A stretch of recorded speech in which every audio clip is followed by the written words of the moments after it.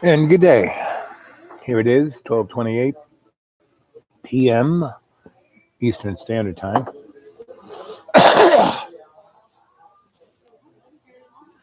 And I am your griot, your Sensei Al Bob, coming to you on our channel, Dreamland with Sensei Al Bob. And as I always say, believe anything I say. Check it out for yourself. So, the last few nights I've been having some really interesting dreams, right? And last night I had a dream where I was sitting around the fire because it was kind of cold. It's been getting into the 20s at night, and my little travel trailer walls are about that thin. And it's kind of what the temperature is outside. I do have space heat.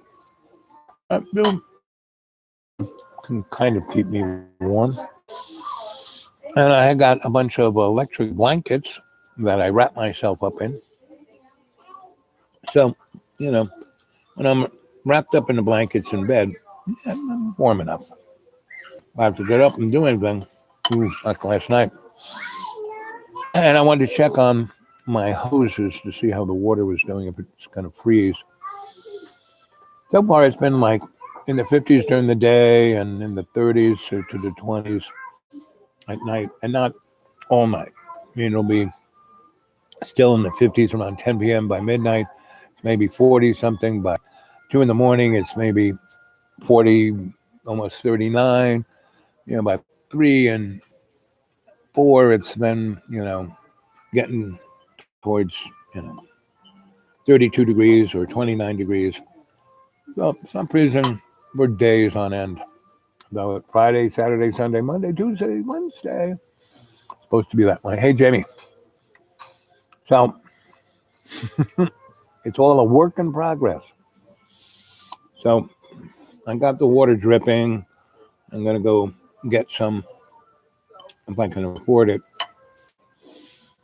some pipe insulation.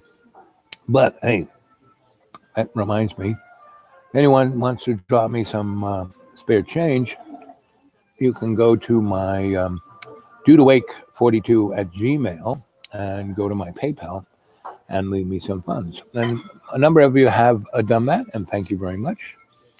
And it works. So, whatever you can spare, I will truly be appreciative. Here, one of my other places that have the Wi-Fi, I got to drive 20 to 40 miles, right? And that's about, with my car, about $3 of gas, right? And then I have to eat something because I can't just, stay here. And I go to the places that have pretty good meals that don't cost that much money. So anyway, that's my and Banana's supposed to show up, and we're supposed to hit the road, so that'll be fun. That'll be exciting. I'm looking forward to that. Hey, Rana and Jamie. And so today I'm going to talk about what the old crone told me in my dream last night. And she said the unexplored life is a life not worth living. And that's Plato kind of said that from his dissertation. And she and I talked about this, and it was also came through, there's a guy called him West. He's a black African-American philosopher, teaches at Harvard. And he speaks a lot, right? And he is quite a good speaker, and he is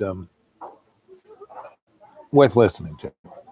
So you can go to if he has a YouTube site, go listen to some of his speeches. And I heard him talking about piety and the prophetic life, right? So after I had this dream, when I was listening to his speech, I kind of jot some stuff down I always have one of these with me on my little notepad, right? So I was jotting that down, and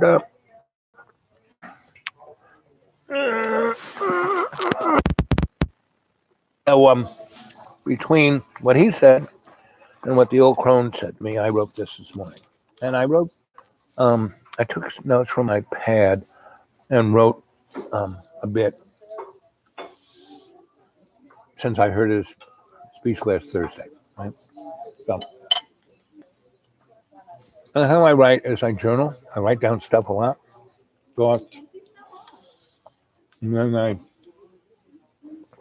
you know, write them into, tap them into my laptop, and then I start editing, and that's how I write my novels, is in that way. So I'm going to read you a little something that I wrote, and then we can talk about it. That's what I want to hear from you guys. So let me finish eating this. Hey, Fish, good to see you, buddy. We're only here at the moment at 6 minutes and 26 seconds, so you're right in the beginning. So I'm going to be reading you something I wrote about piety, the prophetic fire. The unexplored life is a life not worth living. The prestigious. Whoops. Let's see. Here we go. If we do not explore our life, it is not worth a life to live. We live in the moment of critical opportunity. We have been told you live in a world of scarcity, and you better get yours before the doggy dog gets it before you. I want to unsettle you. I want to say something that makes you reevaluate what you are doing with your life at this moment. For we find ourselves on the battlefield of our soul's revolutionary piety. Piety is not blind obedience to authority. Piety is not critical indifference to being stuck to prejudicial, belligerent belief just because we've been culturally programmed to do so. Piety is the acknowledgement in the supernatural in all our relations, that there is this spiritual wind at our back that propels us towards a life of love's integrity, honesty, and love's co-creative grace. This sublime dependency, that sublime dependence that is faith in love's creativity of unconditional forgiveness manifests great gratitude and creates the blessed environment that controls our ego's most market driven saleability. Okay. And love's co-creativity of unconditional forgiveness manifests great gratitude and creates a blessed environment that controls our market driven stability, saleability, like slaves on a block, where people are most concerned with being the next spectacle, the next image of adoration, the next exemplary of success. This slavery reinforces the egocentric, self-settled narcissism of the self-settled narcissism of the mercantile establishment of the fashionably fascist soul. We're taste in the fashionable thing creates the next human holocaust. That's what I'm talking about. If we cannot be self-reflective, if we cannot say, if I do this, this is going to happen, If it's always about me, right? because the thing that makes me happy is making others happy, right? And so here we are, right? Being in this position, right? Like, right, on the razor's edge, right? And all around us, if it is, it's like hitting us over the head with a 2x4. I mean, Donald Trump, I love this guy because he is, he's really no more corrupt than any of the other politicians, all the way down to the dog catcher in your neighborhood. You go to all these other countries that the kids are rebelling, Hong Kong, in Iraq, in Chile. I mean, they're saying right in front of us that their life, they want a self-reflective life. They want to be able to do something with their life. They're educated, in all these wars, and Afghanistan, Iraq, Libya, Syria. All of them have been started by the hidden hand, right? And the powers that shouldn't be are the sock puppet legislature that we have, that money has bought. When people go on about, oh, Russia was, got Adani, and, sorry, you want to talk about someone who's involved in our politics, our legislators, our, our alleged free voting. Go look at K Street. Go look at all those corporations giving money.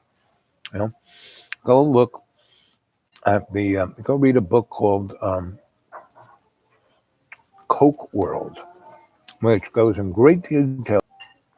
Right and neo-liberal have basically deconstructed humans' existence, right, in this material world. They are, that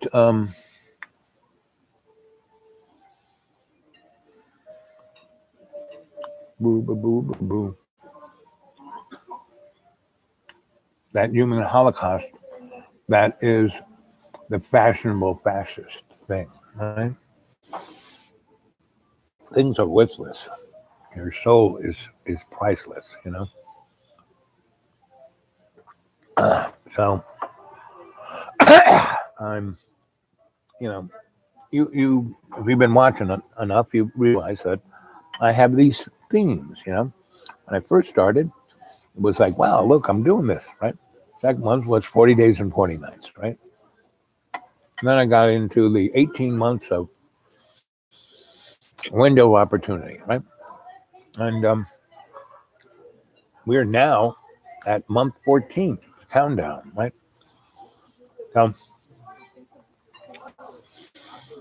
there's 4 of you there. Let's see some thumbs up, gang. Come on, right? And go get some kids to subscribe and hit that bell, right? And if anybody wants to send me some loose change, you can always get my PayPal at dudewake42@gmail.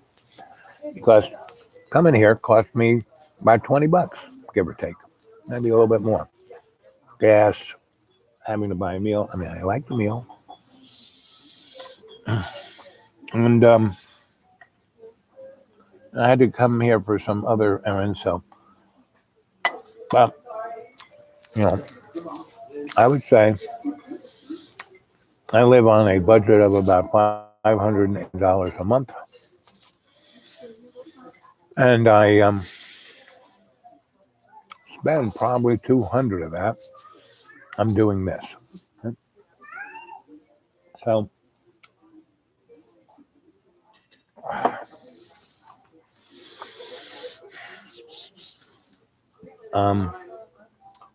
my new theme for the next however long is this whole concept of self-reflection, right?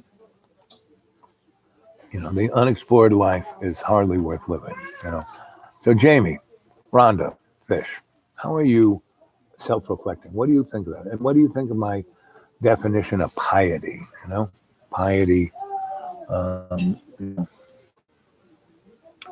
Piety is the acknowledgement in the supernatural in all our relations, meaning that's everybody, everything on in the universe. The universe, see, the spiritual is not some religion. Spiritual is the supernatural, right? And in our universe, the whole what makes our universe is it is a universal consciousness of love's co-creation. That is our universe, right? And our science, and we are limited by um, you know, our active senses, our sight, our taste, our smell, our touch, the little hair on our body, um, hearing, and a few others, subtler kind of. But they are very limited, right? So science, using other instrumentality, has discovered that we live in a universe of black energy, black matter. Yeah. And they have measured by the mass of things that the black universe is 99.904% of everything. And that 0.04% is what we can see, taste, smell. So we don't really know what's going on. We have such limited input. Ergo, we got this big brain that we hardly use. We just use it to make up stuff. We got a real imagination. And so what we have to do is build an alternative aesthetic, right? A way to measure that, 99.9% of everything else. And it comes through the supernatural, right? And it comes through the fact that we are all connected, all our relations, right? And that means warm-blooded, cold-blooded, scaled, finned, feathered, skinned,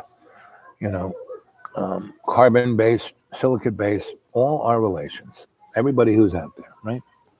And every microbe, they are all as important as, right? So we're wiping out, hundreds of species a day, but the universe, not a problem, right? Now look, an asteroid hit this planet, I don't know, some 100,000 million, at how many years it was, off the coast of Yucatan, and basically obliterated everything. A million years or so later, here we are. So humans are just salt on a potato chip, kind of tasty, but not very relevant. What we do have, amongst everything else, is potential. They haven't hit it there, haven't even gotten close. We've only gotten to, 0.09% of our potential. The other 99 we haven't even touched. Now, that's what Dreamy Dreamland with Sensei Bob's about. Trying to investigate, to understand. We're like the X-Files. So, and every day and every way, I try to take the piece of the earth and make it stronger by making others happy. That's what makes me happy. So every time I see canary in the coal mine, and Donald Trump is a perfect example of a canary in the coal mine. He's got the yellow hair. It's all feathered out, right? And this kind of bread has more of an this is more a substantial genius than Donnie Trump. Right? Water. You don't know what you want to order, right? So, coffee. And then what for you? Water or coffee? So, or juice. Coffee. And you look at everything that Donnie, you have to realize that Donnie, he didn't get elected. He got put there. Right? Because the hidden hand wants it realizes it has to rebrand, right? Now, there's a substantial crew that wants to rebrand the human race by killing it, right? By wiping out, 90% of the population. They get, to go from around 8 billion to about 500 million. Go to the Georgia Stones and see what they say, right? I'm sure you can go Google Georgia Stones and it show. And basically gives a list of all, again, just like all canaries in coal mine, they all have a laundry list. I'm gonna pay my bills. Oh, I want my family. Oh, I'm gonna be rich and famous. Oh, this is Donald Trump. Here's a perfect example of the canary in the coal mine, you know, laundry list kind of guy. And we all know, right? We all have one in our midst, right? Um, so basically, if I'm going to name names, it's always going to be the canary in the coal mine, and the only name I'm going to use is Donald Trump because he is such a perfect poster child for that, right? And so he doesn't represent. Oh, he's so terrible. He's such a blah blah blah. No, I mean, LBJ, Kennedy, Nixon, Jimmy Carter, the George Bush clowns, Obama. Obama, no, Obama was perfect. No, sorry, he got put there. He was representing the hidden hand. You don't become president or prime minister or any of those things without representing the hidden hand. But what's great about Donald Trump, he's such a moron. He is lifting the curtain up. He's like Toto.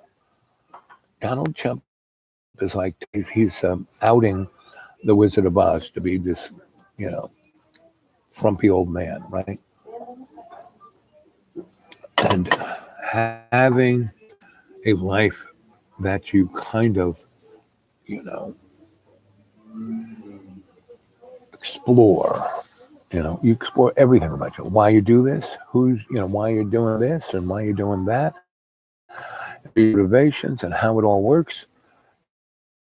I want to talk about, and I want to hear from you guys. Right? Come on, Jamie, Rhonda, Fish. You're smart, sensitive folk. So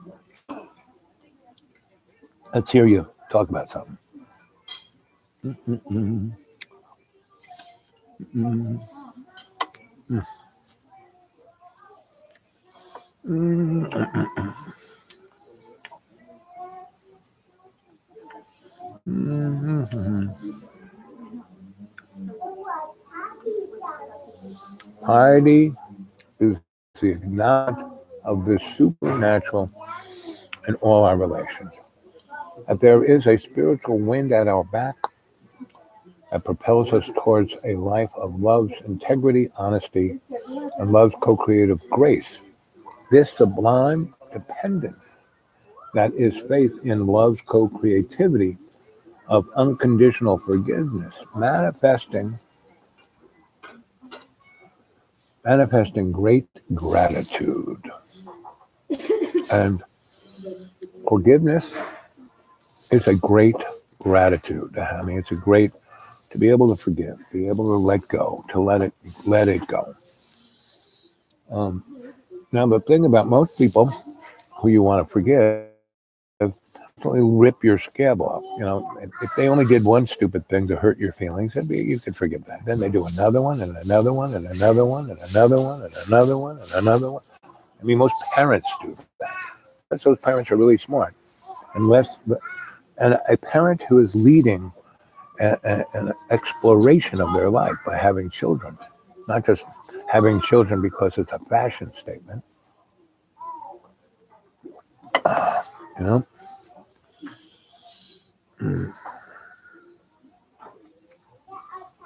The people are most concerned, let's see, gratitude, and creates a blessed environment. Gratitude is an environment. It's like a bubble, right? You know, where people are most concerned So that bubble protects us, controls our ego's market-driven saleability. We're all slaves, right? We're all ready, willing, and able to sell ourselves, right? We're all ready to step up on that slave block, right? Where people are most concerned with being the next spectacle, you know? Look at Donnie Trump. I mean, that's all. Why does he tweet like that? I mean, if he just the minute he put his hand on the Bible and took the oath, if he had put his tweet away, just by the chumpy things he's done so far, he would be known as one of the best presidents we ever had, right? Like he was the you know the hidden hand, the powers that shouldn't be. No, they picked him, and NBC gave him that show, The Apprentice. He was apprenticed to be the chump, to be the fall guy, and you know. Just like Adolf Hitler was the fall guy, Donald Trump's going to be the fall guy, And just like Herbert Hoover was the fall guy, Just like Nixon was the fall guy. Just like Bill Clinton, But Bill Clinton, when he went through the vetting, when he was a scholar in England, he was told, okay, we're going to make you president because you can't keep it in your pants. And we're going to let it all slip right at the beginning. And that's going to be your historical remembrance.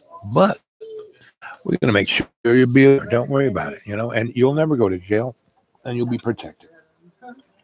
Well, Donnie Trump, he didn't get that same deal. Huh? And when Bill Clinton said, I do not have sexual relationships with that woman, he was reading a teleprompter. It was written for him. Nothing is live. Everything is scripted. And what's beautiful about Donnie is that he can't even read the teleprompter. So he's like a cat swatting at things that don't exist.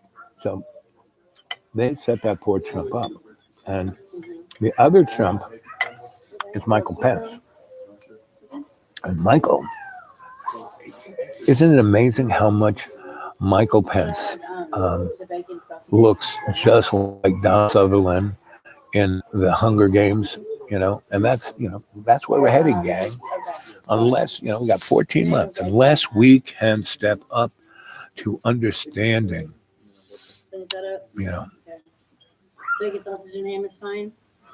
the fashionable fascist soul that we're being made into, right?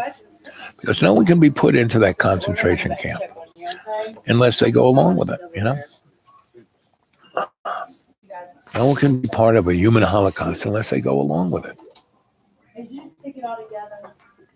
And, the kids in,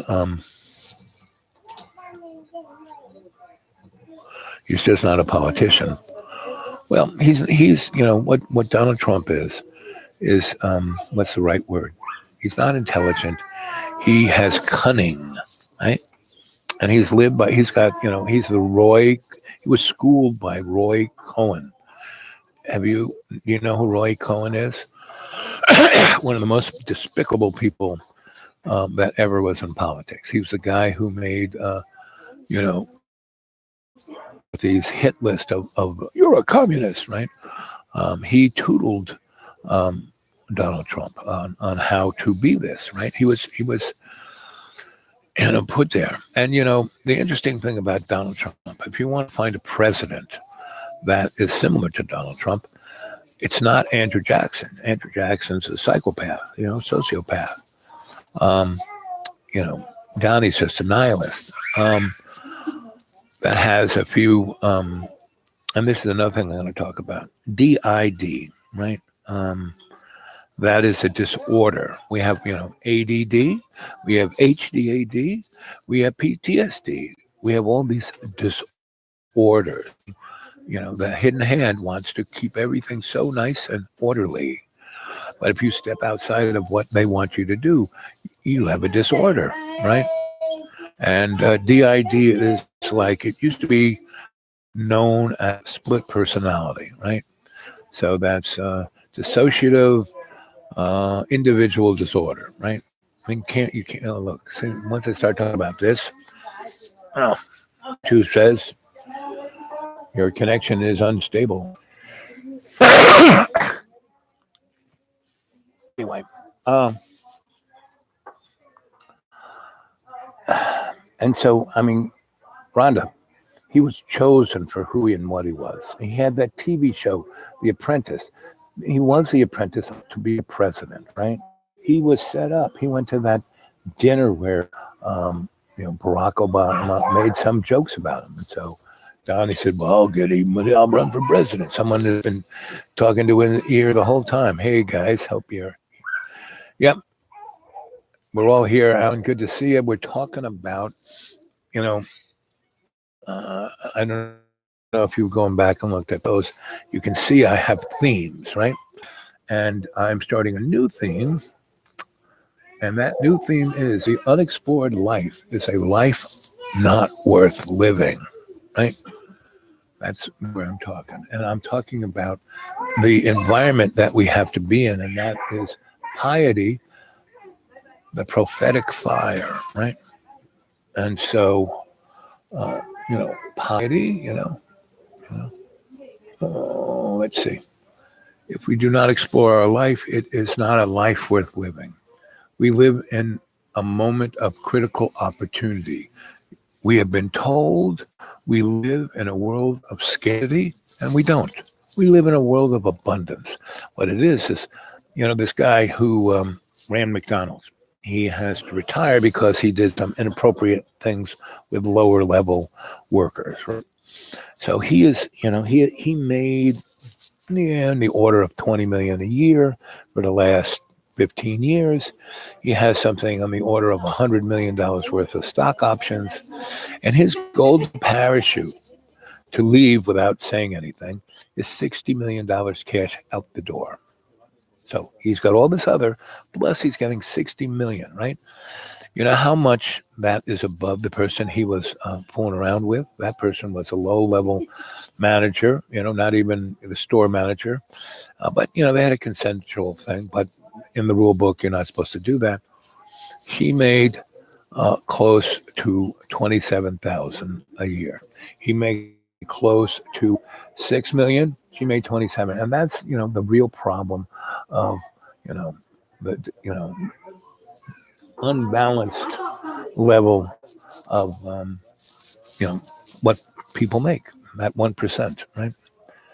And in other times, at the end of the Roman Empire, when we collapsed into 900 years of dark ages, that was a major thing. There were all these, and these guys had been there for generations, and drinking out of lead goblets and having sex with squirrels, and their gene pool not the healthiest, and so that's where we're at. We're at this critical opportunity because we have this window of opportunity, right? And I want to talk that and get you to be unsettled so you can talk to the fact of having. It's nice to say, hey, how you doing, good to see you, but we need to say more than that. Yes, Pence is scary. Like I said, notice how Michael Pence looks so much like Donald Sutherland in the Hunger Games. That's where we're headed for, gang. A dystopian society where the United States will nuke itself. They're talking about global warming and weather changes and flooding, and we have about 90 commercial reactors all along our coastline, along the eastern coastline, along the Florida coastline, on Texas coastline, on the California coastline, right? About 90 of the 300 or so nuclear reactors, right?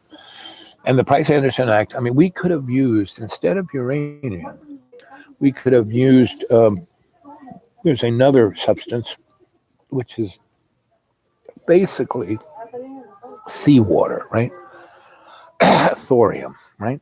And when you put it in an environment where it's giving off neutrons and creating heat in a chain reaction, it's a very low grade chain reaction. So its heat is about 400 degrees, whereas a uranium reactor cooks at about between 1200 and 3600 degrees, right? Way more hot than you need to make steam for a generator, right? Thorium makes no byproducts, whereas uranium makes nastiest, and the biggest nasty of the byproduct in the reactor is plutonium. And so that's why the Price-Anderson Act was passed, to make sure that we had reactors dumping out a lot of plutonium so we could make bombs, right? You have to realize the Energy Department is the people who make our bombs, not the Defense Department, the Energy Department. The moron, what's his name, who's in charge of it now, he didn't even know that. When he wanted to get rid of three parts of government, one was, health, education, and the other one he forgot, and that was the Energy Department. Anyway, and then Donnie put him in charge. See, Donnie doesn't do anything. No president does any of this. Hey, banana. Yeah, East Coast covered power plants and stuff. That water goes up. I mean, if we really want to be taken care, we're talking about alternative, sustainable energy, we better get those reactors off the coast and moved up to a high and dry place, or we're going to have Fukushimas, about 96 of them, And, yep, we had an EMP event. It would be bad, to say the least, right? And that EMP doesn't have to come from a nuclear weapon. An X flare from the sun, and it's pumping those things out every day. We've just been lucky so far. Hey, Banana, what I really want you to do is send me your phone number to the Dude Awake 42 at Gmail so we can talk, because our communication has to be, because I want to talk about what we're going to do, what our game plan is going to be, and all those kind of things, right? And it's getting really cold here, As of Friday, it's going to be in the 30s during the day and the teens at night. And it's going to be that cold for the next 5 or 6 days. Hopefully, we'll bounce back to 60 and 50s, but it's going to be difficult because I'm going to have issues with my water and my toilet and keeping warm. I mean, last night it was 40, and it was still 40 in my little travel trailer, meaning sitting in front of the, electric heater. Yeah. And, but anyway, so Thursday, I won't be at a phone. Friday, what am I doing Friday? Friday. I don't know what I'm doing Friday. But anyway, so or at the very least, Banana, I'll call you by Saturday, right?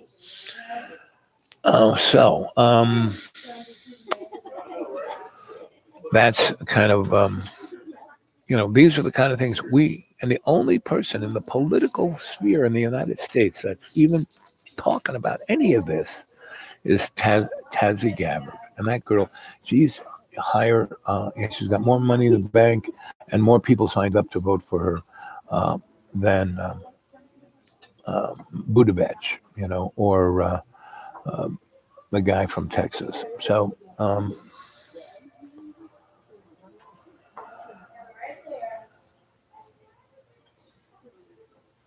okay. I am sure they're probably Gaelic because a good deal of other artifacts, I was brought to look at were Gaelic, but Sumerian, like more like Gypsy, right? And as soon as I said, that looks like this, and here, look at this book here, it looks just like that. And the people who were, the scholastics, oh, I'm a tenured professor. This guy, who is he? What does he know? He knows nothing, right? Just like the scene from Wonder Woman, when she comes off the island with her boyfriend, and they go to the office in London where everyone's talking about war, and they have the secret book he had stolen, and the Germans were after him. and Wonder Woman, like, these girls with bows and arrows and shields and spears take out, a whole, you know, German army with, metal boats and machine guns. And anyway, so she says, well, hey, this is, she goes with him to London, and she's just wearing her bathing suit, and he throws a big coat over her. They go into the meeting, and she can read any language. I mean, oh, this looks like Greek. Oh no, that's Sumerian. She translates it, and Gaelic, and this is and this and this, and she's saying, this is what this means. And some of the smarter guys there are going, this woman really, and but the other guys who are threatened go, who is she? She's just a woman, right? But after they say, they're like thrown under the bus, and then Ares says, oh, you need to go over there and check this out. And so they think, oh, he's the good guy. And so they go to the front, and they're like the machine guns, and it's like World War One. And she's seeing this and people getting killed by this, and she goes over the thing, and everyone goes, wait a minute, and she's just in her bathing suit with her magic things, and she's bouncing the bullets and killing the Germans. That every time I go into an environment that is scholastic, or people or the experts, I have no idea what they're talking about. And when I say, well, I don't believe anything I say, but what do you think of this?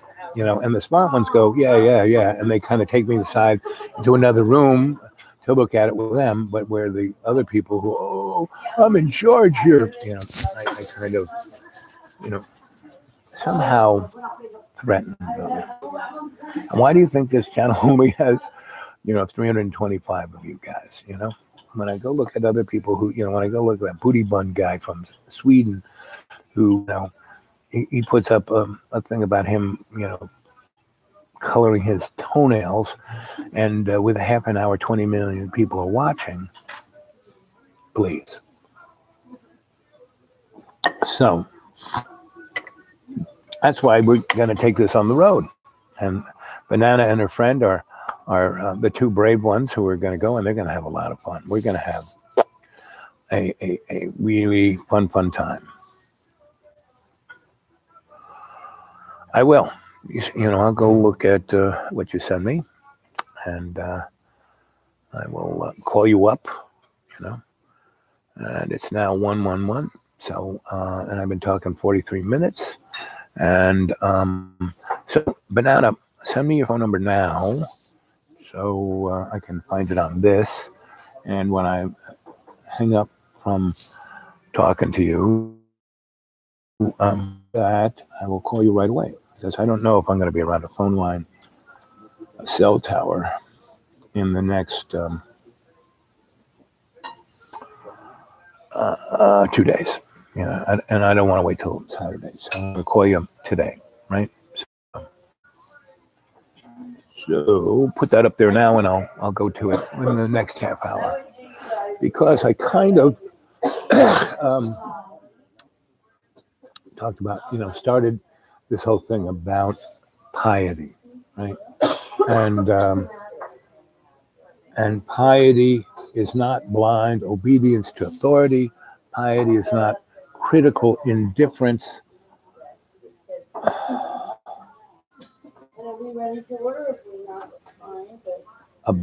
Indifference to being stuck to cultural, prejudicial, belligerent belief, just because we've been culturally programmed to do so, like religions. Pretty much we're all culturally programmed to believe in a religion. I'm a big fan of churches, a group of people helping each other out, singing, dancing, praying to love's co-creation. I'm a big fan, right? And most churches just do that, right? Help their brother, help their neighbor, right? But these mega churches that are all about prosperity, they're talking about,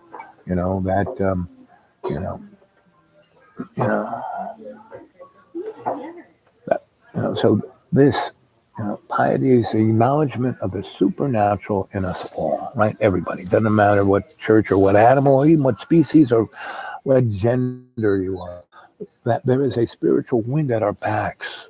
If you can feel that wind at your back, you're going in the right direction. propels us towards a life of love's integrity. When that breeze pushes you into integrity, into honesty, I can't lie. I'm a terrible liar, and I can't cheat or steal. I'm bad at it. But, when somebody says, here, I'll give you some money to do this, I'll take some money, you know. I won't lie, cheat, or steal for them, but I'll take their money. And then they go, it costed me money. Well, I did all your chores for you, didn't I? Yeah. And same, when I was a scholar in that world, I got paid pretty good for looking at books that nobody else read and writing things that no one else wrote. And, the hidden hand, the top boys that, the people you don't even see, the people that we think are rich are not even middle management. They're worker drones, Mr. Microsoft, Mr. Facebook, that Facebook guy. I mean, whenever why he doesn't like to go in front of people, because he's not even a human. He's a poorly built clone, transhuman thing, and that's kind of what I want to talk about, love's co-creative grace. To be able to be in that space of grace, so you don't have to worry, as of Friday, it's gonna like not get above 20, and go as low as 4. It's gonna do that for a week. Am I worrying? No, because I am surrounded by that grace, and I experience that sublime dependency that is faith. I have faith. That's what I depend on. Faith, not belief. Faith in love's co-creative unconditional forgiveness. That's what I have faith in. My ability to be unconditionally forgiving, right? That manifests a great gratitude. That emotion, not sex, not lust, not greed, not fear, not anger, not hate, but gratitude. That is the best of all human. And not gratitude for winning this or getting a car. No, gratitude for my faith in love's unconditional forgiveness, right? Gratitude for that wind at my back that brings me into honesty and integrity, right? And that gratitude protects me so I can,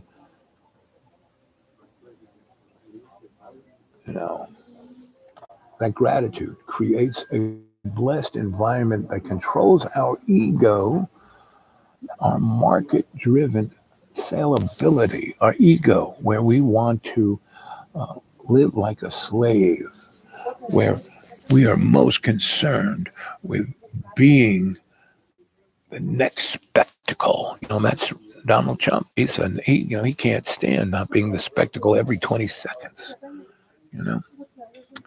I mean, he is like he is like jacking off on his Twitter like you can't believe.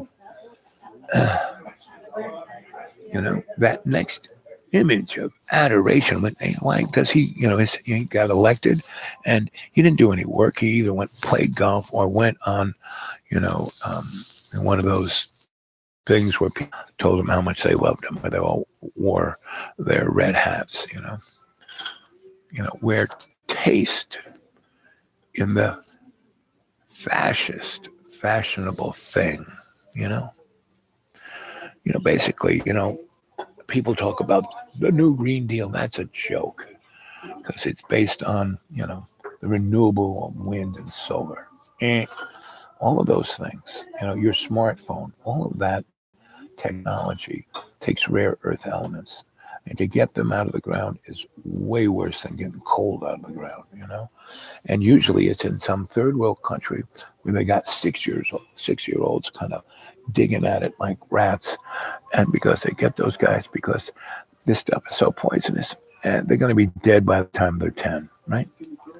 So this is the world we're surrounded, and this is the choice we have. We can either embrace that fashionable thing that creates the next human Holocaust, or we can pick up the garland, of piety,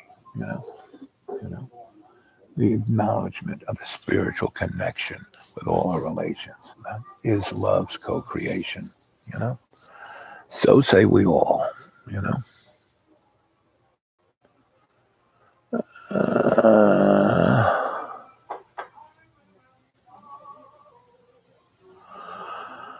Oh, anyone that was brought to me in a hermetically sealed, meaning all the works, all the esoteric works, you know, and all the ancient sciences, the Sumerian, the Greek, the Egyptian, the guys before them, all of the tablets that spoke of the gods that people didn't even remember, you know. And, you're coming to see me. I've gotten rid of a lot of my books, but I still got quite a few that you're going to enjoy looking at. So one of the things we'll do is go through all my books that I got left. We'll take 20 or 50 or so that you girls want to read, and we'll throw that into the vehicle. So, and when I talk to you on the phone, we can talk, a little. I don't like to put it on the World Wide Web. I mean, I'm not shy. You guys have noticed that I'm not shy about telling stories, but stories are one thing because, as I always say, don't believe anything I say. I'm talking about specific texts that unleash certain things because. So, Bernard, you know what a sitchin is? Does anybody there know what a sitchin is? And I'm probably not pronouncing it right because I have no teeth. But a sitchin is like a sacred symbol that is used in ceremony. And one of the best known sitchins is the Jewish mezuzah that's on going through the front door. It's like a Torah written really small, rolled up and nailed inside the door. So none of the bad columns can come through the door, right? And pretty much any place I go, I always put, Jewish salt around where I am, or at least at the doorway and the windows. And that really does keep a lot of the bad juju out of the place. And then there are other ceremonies you can do. And now, these ceremonies aren't religions. Yeah? They aren't praising some God.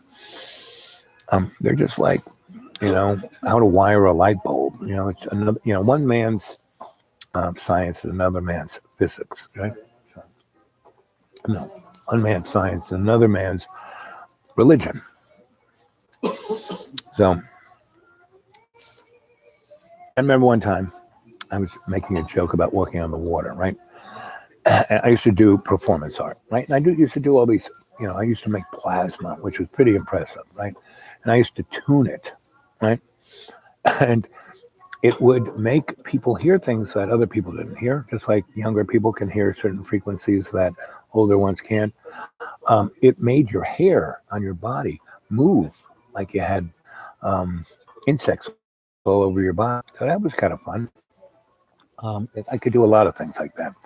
And it was just, tuning a high voltage transformer that I pumped into a Tesla coil. So, and I'd do these performance things inside a squash court, because squash court has 3 walls and then a glass wall. And I put the audience on the other side of the glass wall because basically whatever leakage of high voltage from the Tesla coil, it wouldn't go through the glass, right? Now, I could walk around in it because I had this, Merlin's outfit I had a friend of mine make, that I had them put a Faraday cage on the inside, right? So I was basically, shielded. So, and I had a little pointer that was grounded that I could, get a lightning bolt, right? And it would look like I was throwing lightning bolts, but actually it would be coming from the Tesla coil to my little wand. And so one man's magic is another man's science. And so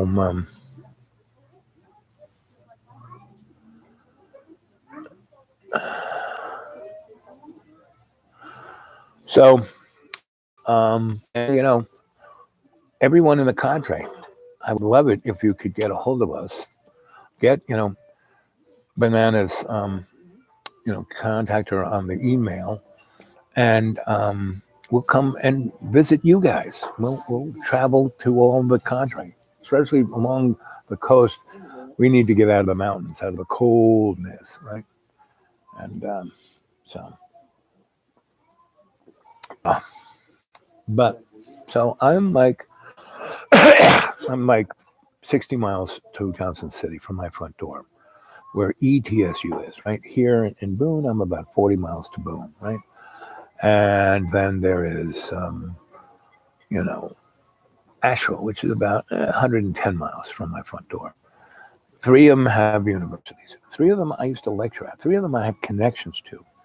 And I've been trying to, get them to say, hey, let's do the traveling video art circus. That's what we're going to be calling this, Banana. You could get a hold of your website person and, traveling video art circus. And I've written up a number of white papers on it, on how to, organize it, right? And so, anyway, I've gone to all these things, and I, always start at the president or whoever the head dude or dudette of the university is, and go into where their office is, right?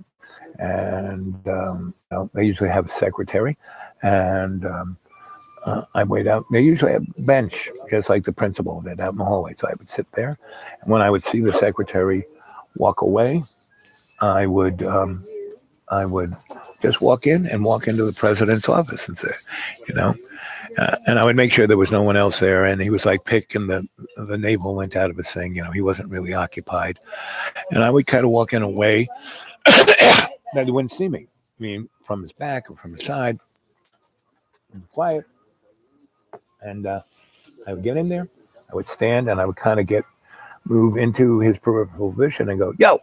And he would go, I'd say, hey, how you doing? And I'd see his nameplate, how you doing? And I'd use his first name. And I'd say, hi, I'm Sensei Al Bob, and I'm here, to turn your school into Harvard. And what? I said, yeah. And I would lay it out for him in about 5 minutes. And then his secretary, and then we'd start talking about this, that, and the other thing. And I would have, a whole little booklet of all the things I want to do. And I'd hand it to him. I said, here's my thing, right? And I would have a little clasp on it, not stapled. And I would say, to the guy, so when your secretary comes, have her make 3 copies and have her staple, the one I've given you, don't staple that one. The other 3 you can staple. So he would, we would talk for, anywhere from 3 minutes to a half an hour before she would show up. And she'd go, who's this? And he said, oh, this is my new friend. And hey, Susie, go, or Bob, go make 3 copies of this. And the one I'm giving you, bring it back unstable. The other stable. And we'd talk some more. Anyway, and then I would have another 2 copies that he would have, and we would go over bit by bit while she was doing that. And then,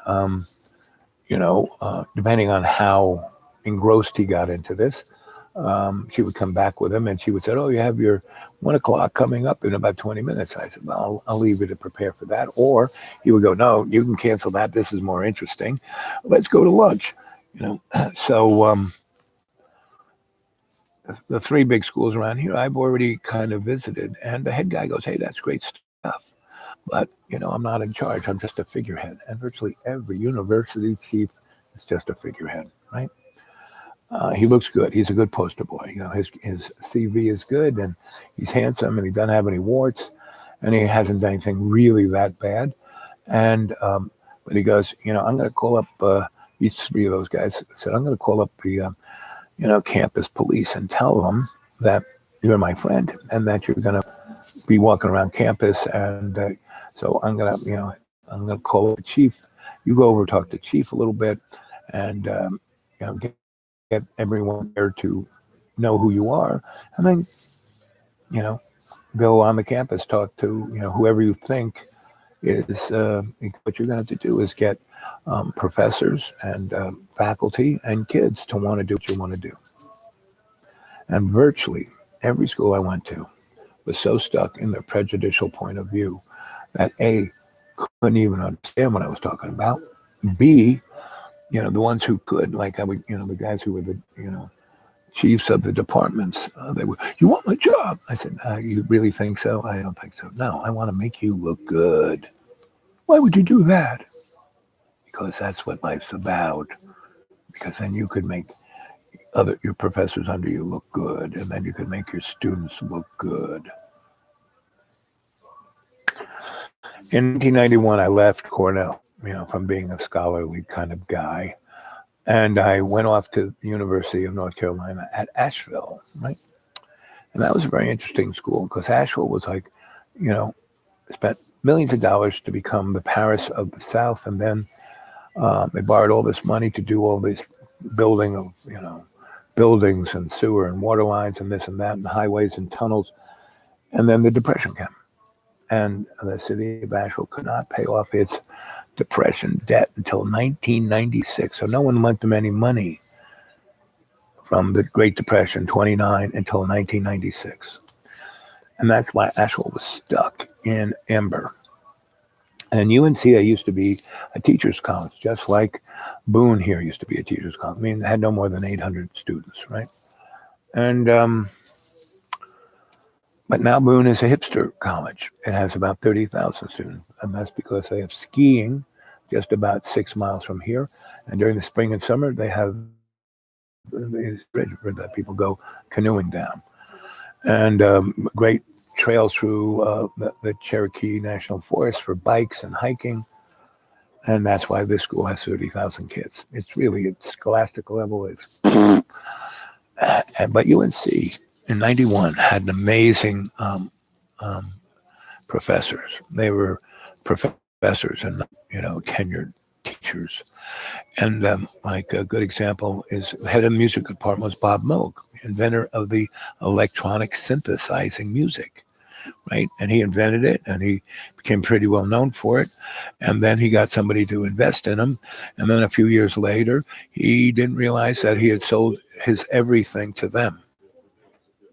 And they kind of pushed him out. They gave him some money to get out, but he had the thing that he wouldn't build any more electronic music things. So he went to UNCI and basically taught music and his students how to, make a better synthesizer than the one he made in the 1960s. And there was a guy who was head of the psychology department who was really, one of the guys who was at Duke in the paranormal world. So he was well known of, but not known of, meaning I knew him. And there are other departments. The art department, I forgot the guy's name, but he was like a big famous New York City artist. But, after he kind of hit the fame, he didn't want to become Andy Warhol. So he retired at 30 and because of his notoriety, he became the head of the art department at UNCA. What was his name? I knew him in New York, and then when I bumped into him at UNC, oh, look, who's here? And Richmond, the theater department had a really, so there were all these real notarized, very, very amazing people who went to this little teeny school and, got paid 40 grand a year and had health care and would get a retirement fund and could buy a really nice house for less than 10 grand. And they lived up in Asheville when it was beautiful. And they had, the last 20 years of their life were pretty cool. And so that 10 years that I was there, from 91 to 98 when I left, was truly amazing, right? It was like being back in New York City at the beginning of Soho and Tribeca. And having those really great teachers in that school brought really great student body. And we did amazing stuff. And so one of the, I want to do this thing called the Traveling Video Art Circus because it's kind of what I did in Australia with Punch Hawks. Go look up Punch Hawks and Circus Oz, right? And she's pretty well known as a photographer, but she was a novelist. She was a theater person. She was everything, right? And she was my bud. And the other thing, I want to do is the Freely Inquiring Society. So when the Traveling Video Art Circus goes around doing, like Johnny Appleseed dropping, the vision of this piety and gratitude, we can leave like eddies. And once you create them and put them in there, they're there forever, unless they do something really bad, and then they kind of get brushed off. So the Traveling Video Art Circuit is going to be like Johnny Appleseed and plant this Freely Inquiring Society. Freely meaning open, inquiring meaning to understand, society meaning community. So what better would you want in every college community that openly wants to know? Not just read the textbook, not just take the test, right? And we would set up a protocol and a curriculum that every year for infinitum, the student body, starting with freshmen, right, would be in a class. That would be the Freely Inquiring Society. And in that class, there would be sophomores, juniors, seniors, because every year, every semester, there are people who come to another school or another time or another place or didn't do this. And so you would want all four of those people to make that community, right? And they would look at things in a freely thing, right? And they wouldn't get a textbook. There would be a curriculum of books. You're going to read Freud? We're going to read Freud. We're not only going to read Freud, we're going to read Freud in German. We're going to get some kids from the German department to do this with us. And the class time will be one of where everyone comes together and shares what they've learned that week. And most of the study will be done in study groups. So let's say there are 50 kids to a class, right, each semester. Well, there'll be 10 study groups with 5 kids, right? And they all have to, and so it's not who's going to do better, who's going to get the A, who's going to fail. Everyone gets an A in this course, everyone. So that's going to be the modality of the Traveling Video Art Circus. That's what we're, Banana and her friend and whoever else is going to join, that's what we're going to do, right? So we're going to cruise into these communities. Would be nice to have a website put up and then, email our nice little flyer. Hey, this is what we got to offer. And if you give us, we'll be there a whole week for $5,000 and we'll dance, sing, have bands, get people to do stuff together, get people involved in their community, get things that you say you want to do but don't do, like all these colleges, and then a whole bunch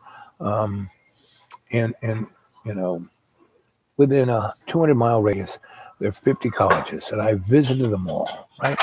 And I go talk about what I want to do, and we got to do that. We have a group of people that do community outreach, do community service. So, okay, let's, so I'll go to the professor who's running that, who gets paid $45,000 a year to run that. And I say, so what are you doing? He goes, well, we meet twice a semester and we go to either Habitat or the United Way. And we go listen to what they do for a 2-hour session. And then that's it. So I said, so for a whole semester, your student body spends somewhere between 4 and 8 hours. He goes, yep, that's about what we do. Now, the Freely Inquiring Society and the Traveling Video Art Circle is going to inspire people to have the wind at their back so they will do this for the rest of their life, because that's the only way we're going to change what's going on, right? And if we start doing it now, we don't have to finish it. We don't have to fix it. We just have to start it. Start it now. I mean, I've been around enough stuff to know that we shouldn't even be here. That that breeze of love's co-creation at our backs has always been keeping us just out of trouble. But it can only do it so long unless others, like look at why did we survive the Cold War? Because in the United States, at least, we had this thing of people who wanted racial harmony. You know, they wanted to truly have. Martin Luther King had this dream of white children and black children being together equal. Not just having the law says that they're equal, but actually people living together, right? And we had a lot of people who died, who went on the freedom buses, who, got, hit by fire hoses. And now that's what's happening in China and in Iraq and all these other countries where the people are just standing up and they're being peaceful. Look at Iraq; they've been having these marches in the streets. And the government that doesn't represent them has killed almost 300 of them in less than a month. And these people aren't fighting back, right? And the guys in China, um, aren't, they've got, these massive movements of 1 million people out there. Yeah, a few people get rowdy, and probably most of them are, agent provocateurs. And that's been my experience. And that's why I don't do large things unless they have a real focused point, like stopping a nuclear power plant.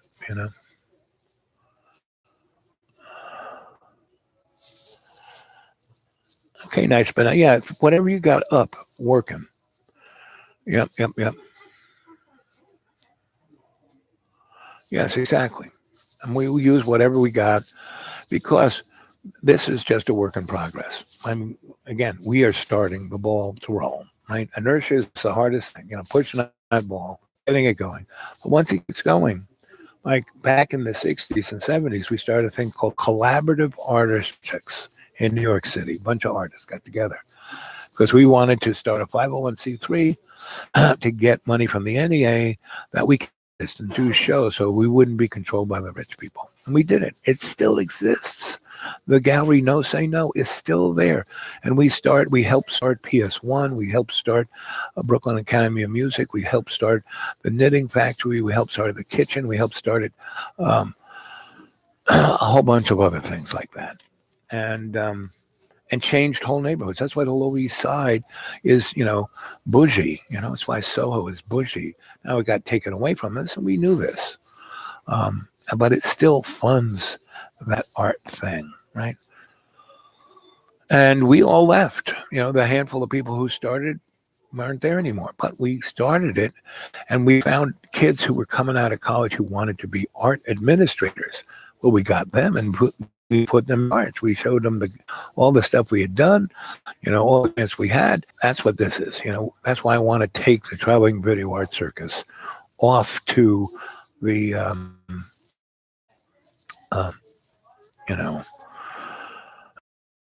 the colleges and leave like Johnny Appleseed, the really inquiring society, right?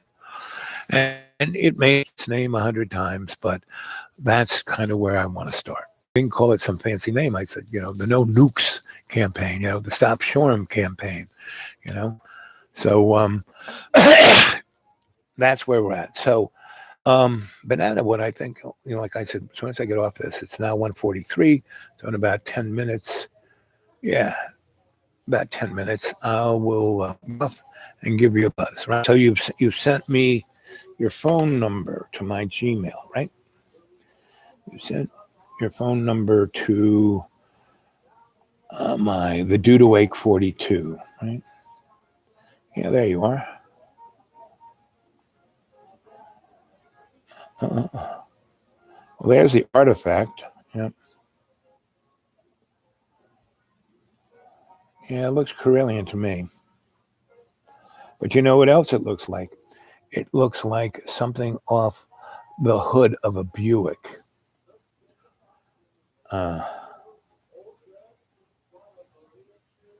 So you haven't sent me your phone number yet, I don't think. Let's see. Let's go back to.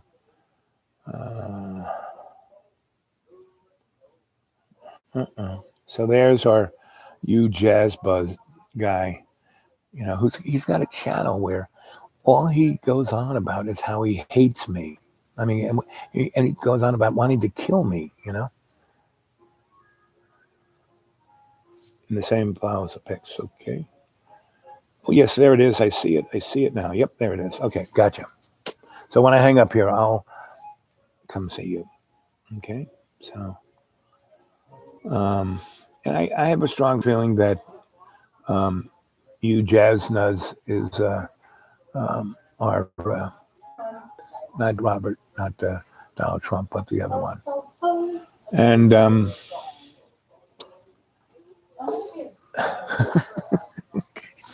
so I don't really go look at that channel.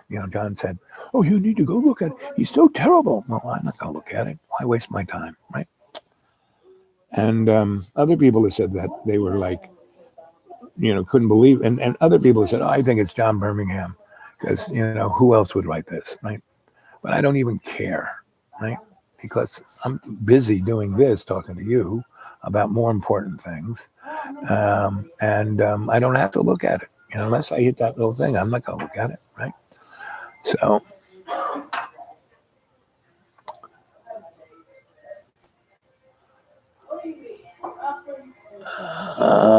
Banana, like I said, I'm going to call you as soon as I hang up from here. So I'm going to do that.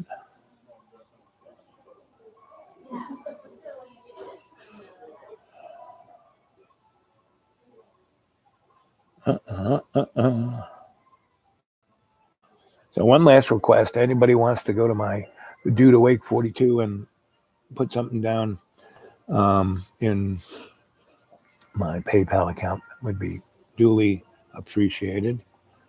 See if there's now just a Medicare plan wants me to pay extra. Might go Medicare.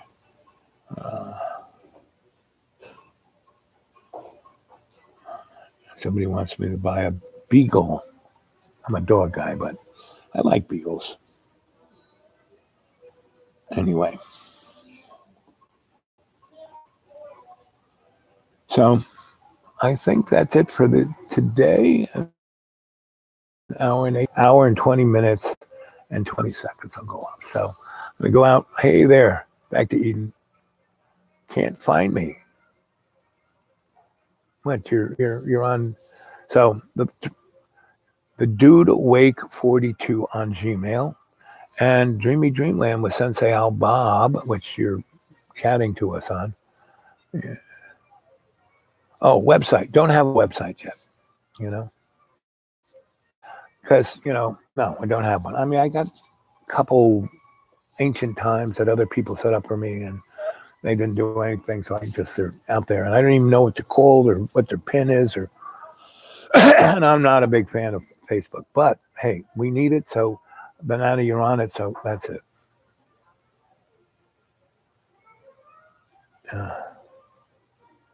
My Gmail is the Dude Awake 2 at Gmail, and I'll try and go to the back in Eden thing and type it into you, but my dyslexia, if it's more than 3 letters, good luck. So, the Dude Awake at Gmail. Anybody else who can, type it in to Eden for me, that'd be cool too. So, the Dude Awake 42 at Gmail. Okay. So I don't have a website. We haven't put that up yet, and it's almost 1 hour and 20 minutes. 1 hour 20 minutes and 57 seconds. And come on, guys, it's Emily. Let's have some more thumbs up. Go get some of your friends to, become part of the cadre. Yep, sometimes the internet's like a maze. I can't, but I'll try and get to you, Eden, by pushing this little face guy there and go to you and leave it there. So let's have some more thumbs up, gang, before we Yeah, I'm gonna drop out and call a banana now. Okay, I love you guys. I'll see you maybe tomorrow, but at least by Saturday. I mean, who knows? Probably not tomorrow, because I'm not going to be in the range of.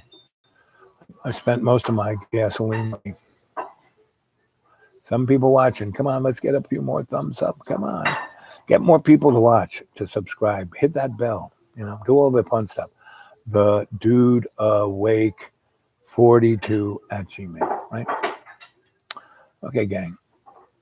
I'm gonna call you right away. But I mean, like in the next minute. Okay, as soon as I get off here.